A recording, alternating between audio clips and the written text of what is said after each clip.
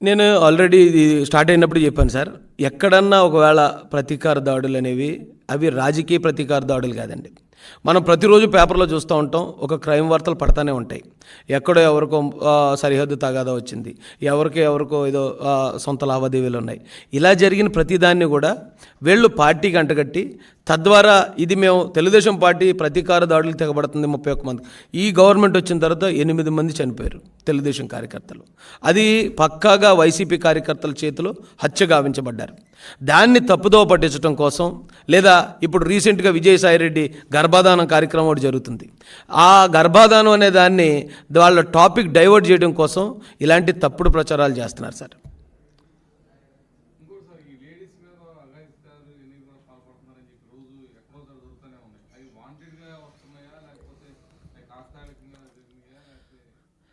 Sir, ఇప్పుడు NCRB report ప్రకారం ప్రతి 3 నిమిషాలకు ఒక మానభంగం జరుగుతుంది భారతదేశంలో. వాటిని కట్టడి చేయడం కోసమే మనకి పోలీస్ వ్యవస్థను ఏర్పాటు చేసుకున్నాం, కోర్టులు, జైళ్ళు ఇవన్నీ ఉన్నాయి. కానీ ఒక నేరం జరుగుతుందని ముందుగా ఊహించి దాన్ని ఆపే మెకానిజం ఇప్పటి వరకు భారతదేశంలో కదని ప్రపంచంలో ఎక్కడా లేదు. ఈ భారతదేశంలో అన్ని చోట్ల జరిగేవే. మీకు ఉదాహరణ చెప్తాను. 2020, 21, 22కి ఎన్సీఆర్బీ రిలీజ్ చేసిన రికార్డ్స్ ప్రకారం 2021కి 1018 మంది మహిళల మీద అఘాయిత్యాలు జరిగాయి ఆంధ్రప్రదేశ్లో. 21, 22కి 1188 అఘాయిత్యాలు జరిగాయి ఆంధ్రప్రదేశ్లో. కానీ జగన్మోహన్ రెడ్డి అతని పార్టీ, అతని నాయకులు, అతని పోలీసులను ఉపయోగించుకుని చేసే నేరాలనే మేము ఎప్పుడు పాయింట్అవుట్ చేసాం తప్ప, ఎక్కడో జరిగే కామన్ నేరాలని మేము ఎప్పుడు కూడా జగన్మోహన్ రెడ్డికి ఆపాదించలేదు. ఆ కామన్ నేరాలు ఏమైతే ఉన్నాయో వాటికి ఇమీడియట్గా ఇప్పుడు తెలుగుదేశం కూటమి ప్రభుత్వంలో తక్షణ చర్యలు తీసుకుంటున్నారండి. ఎక్కడైనా వాడు నేరానికి పాల్పడ్డాడు, ఇమీడియట్గా అతన్ని అరెస్ట్ చేయడం జరుగుతుంది. అతన్ని 307 అయితే 307, 302 అయితే 302, రేప్ కేసు అయితే రేప్ కేసు వెంటనే పెట్టి అతన్ని రిమాండ్ చేయడం జరుగుతుంది. కానీ వైసీపీ హయాంలో ఒక దళితుడికి శిరోమండనం చేయించాడు జక్కంపూడి రాజు అనే వ్యక్తి పోలీస్ స్టేషన్లో పెట్టి. రాష్ట్రపతి దగ్గర నుంచి లేఖ వచ్చినా సరే అతన్ని అరెస్ట్ చేయలేదు. ఈ అవినాష్ రెడ్డి అనే వ్యక్తి అతను నేరం చేశాడు, మర్డర్ చేశాడని సిబిఐ కన్ఫర్మ్ చేసిన తర్వాత కూడా జగన్మోహన్ రెడ్డి అతను నాకు ఇంకొక కన్ను అని చెప్పి వెనకేసుకొచ్చాడు. ఈ పిన్నెల్లి రామకృష్ణారెడ్డి ఎవరైతే ఉన్నాడో 8 మర్డర్లు వీళ్ళ అనుచరులు చేస్తే పిన్నెల్లి చాలా సౌమ్యుడు అని చెప్పుకొచ్చాడు ఎవరు జగన్మోహన్ రెడ్డి.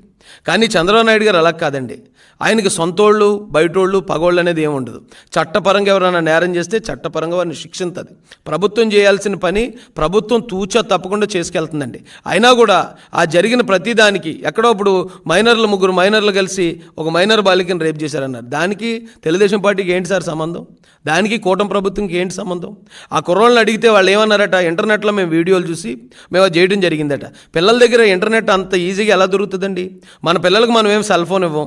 సెల్ ఫోన్ ఇస్తే వాళ్ళు ఎక్కువసేపు కూర్చుని ఎక్కడైనా మూలను కూర్చొని చూస్తూ ఉంటే మనం ఊరుకోం.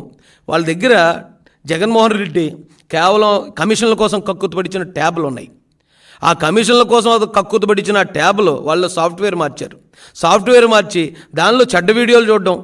వాళ్ళేమో ఆ ట్యాబ్ తోటి ఉంటే ఏదో స్కూలు పని చేసుకుంటున్నారేమో అని చెప్పి తల్లిదండ్రులు అనుకుంటారు. వాళ్ళ దగ్గరికంటే వయసును బట్టి మనం అందించే టెక్నాలజీ కూడా ఉండాలండి.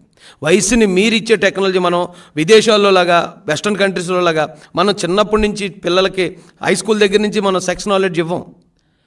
వాళ్ళకంటే వాళ్ళకి ఏ టైంలో ఏ టెక్నాలజీ ఇచ్చినా వాళ్ళు దాన్ని కంట్రోల్ చేసుకోగలుగుతారు. మన పిల్లలకు వచ్చేటప్పటికి మనం వయసును బట్టి ఇవ్వాలి. మనం ఒక సెల్ ఫోన్ కొనాలంటేనే డిగ్రీ చదువుకుంటే తప్ప మనం చిన్నపిల్లలకు కొనం.